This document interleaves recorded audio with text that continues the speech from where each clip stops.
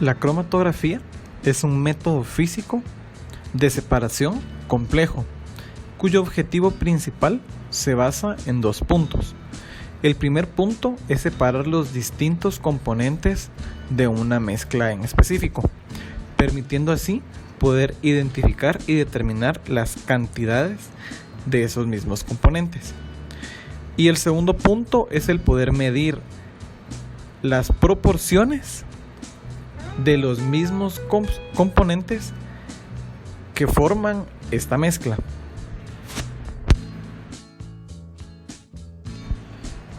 Las técnicas de cromatografía principales se dividen en dos grupos, en una fase estacionaria y en un método de separación.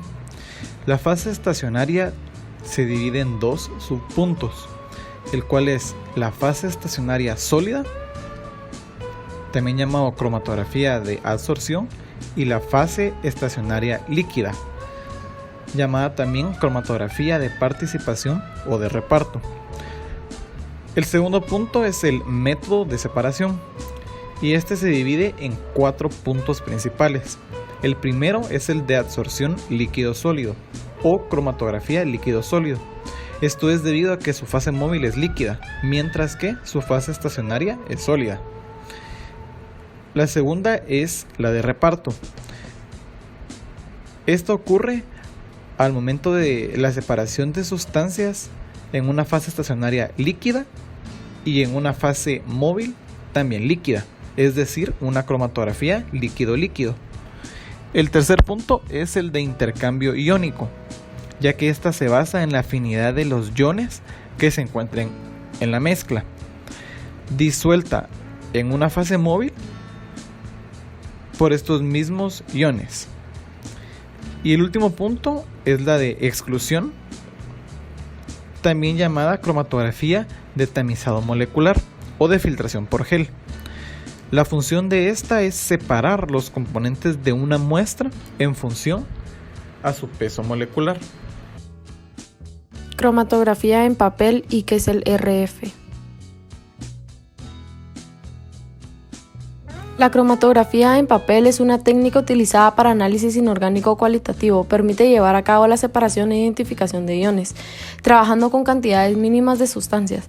Pertenece al tipo de cromatografía de partición. Su fundamento en las que las sustancias problema pueden tener diferentes coeficientes de reparto en dos disolventes de imisibilidad limitada. Uno permanece fijo en la superficie de papel, fase estacionaria generalmente en agua. La fase móvil constituida generalmente por una mezcla de disolventes parcialmente miscibles. Hay varios tipos de cromatografía: la ascendente, que es con el papel hacia arriba; descendente, que es con el papel invertido; la radial, y de separación de zonas y sectores. Al entrar en contacto con los disolventes empieza su fase de movilidad, lo que produce unas manchas características sobre el papel. Generalmente estas son coloreadas y se revelan con una lámpara fluorescente. Los contornos se marcan con lápiz. Con medida en cromatografía sobre papel se emplea el RF, retención factor, el cual se define como el coeficiente de dividir el recorrido de la sustancia por el disolvente. Esto es la distancia medida desde el origen hasta el centro de la mancha, que sería A, dividida por la distancia que va desde el origen hasta el frente del disolvente, que sería B. La importancia del factor RF puede ser que determina la identidad de un compuesto desconocido, pero como coincide para muchos compuestos, no puede ser la única evidencia que debe tomar en cuenta para certificar la identidad de una sustancia. Aplicación. ¿Para qué se utiliza? El uso de la cromatografía en papel es para el análisis cualitativo por la separación e identificación de aminoácidos de gran importancia. La fase móvil empleada generalmente es una mezcla de N-butanol, ácido acético o agua. La separación implica que los aminoácidos cuya cadena lateral R tengan un carácter más apolar tendrán tendencia a desplazarse con la fase móvil, mientras que los aminoácidos que sean polares, ya sean con carga o sin carga, serán retenidos por la fase estacionaria, debido a que la fase móvil está formada por solventes que son más apolares que el agua, que es el solvente de la fase estacionaria. siendo estas técnicas introducidas en bioquímica por Arthur Martin y Richard Sainz en 1944. ¿En qué área se utiliza y qué identifica?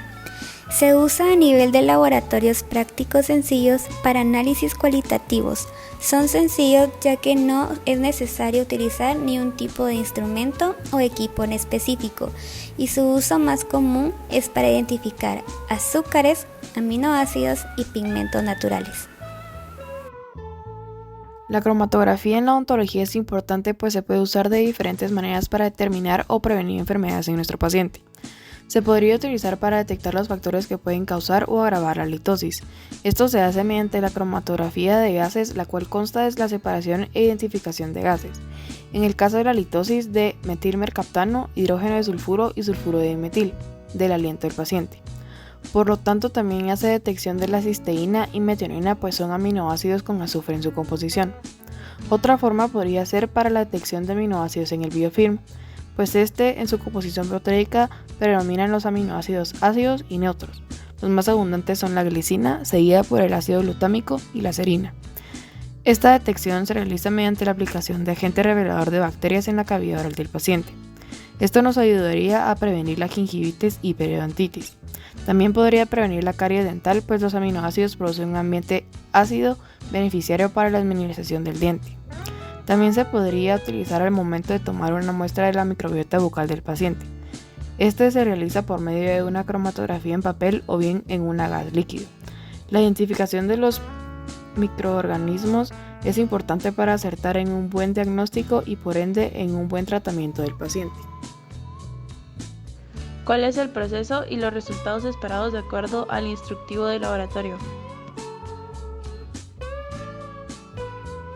Tomar las medidas de altura y circunferencia de la boca de la cámara cromatográfica que se utilizará. En el papel Whatman dibujar dos rectángulos con las medidas anteriormente obtenidas y recortarlos.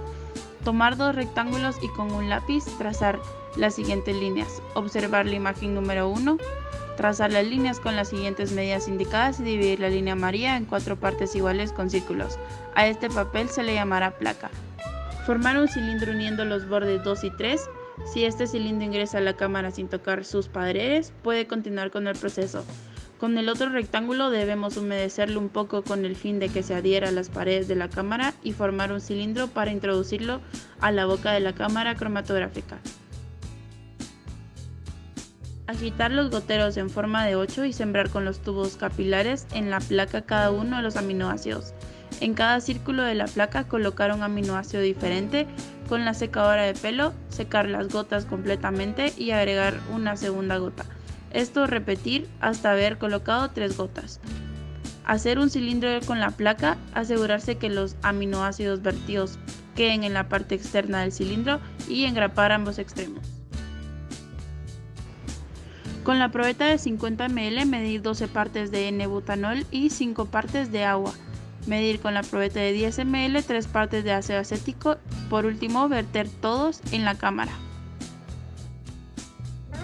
Colocar el cilindro de la fase estacionaria dentro de la cámara con cuidado para que no toque el papel que le rodea. Y con esto al final esperar 20 minutos. Para esta fase es recomendado no utilizar mascarilla y con guantes destapar la cámara. Retirar la fase estacionaria teniendo cuidado para no tocar el papel que rodea la cámara. Quitar las grapas del papel. Con lápiz dibujar la línea hasta donde corrió la fase del oyente y secar la placa con la secadora cerca de una ventana. Una vez seca la placa en el área de revelado, rocíe la solución de ninhidrina y secar con la secadora hasta notar un cambio. Se obtuvo la movilidad de los aminoácidos por su afinidad que estos tienen con la fase móvil que es el eloyente y la polaridad de ella, ya que es un factor crucial para que pueda realizarse una separación cromatográfica adecuada. Mientras más apolar sean los aminoácidos con el eloyente, se va a presentar una mayor movilidad de este mismo. El análisis de los resultados medidos en el revelado de ensayo es el RF, que se obtiene midiendo las distancias recorridas por el eluente y la trayectoria del aminoácido.